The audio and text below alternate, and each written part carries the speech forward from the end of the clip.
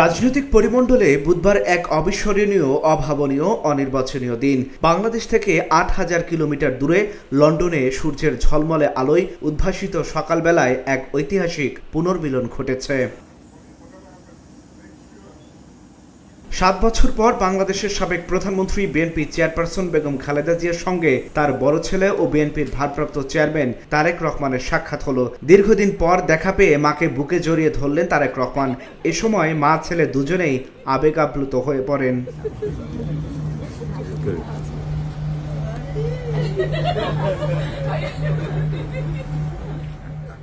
যুক্তরাজ্যের স্থানীয় সময় বুধবার সকাল ৯টা ৫ মিনিটে খালেদা জিয়াকে বহনকারী উড়োজাহাজটি লন্ডনের হিথ্রো বিমানবন্দরে অবতরণ করে। খালেদা জিয়াকে স্বাগত জানাতে তার বড় ছেলে বিএনপির ভারপ্রাপ্ত চেয়ারম্যান তারেক রহমান ও পুত্রবধূ জুবাইদা রহমান বিমানবন্দরে উপস্থিত হন।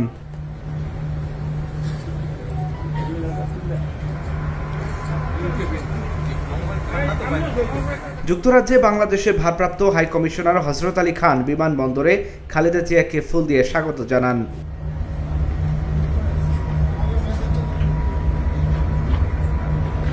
পরে পরিবারের সদস্যদের সঙ্গে কিছু সময় ভাব বিনিময়ের পর বিমানবন্দর থেকে সরাসরি তিনি লন্ডন ক্লিনিকে চলে যান।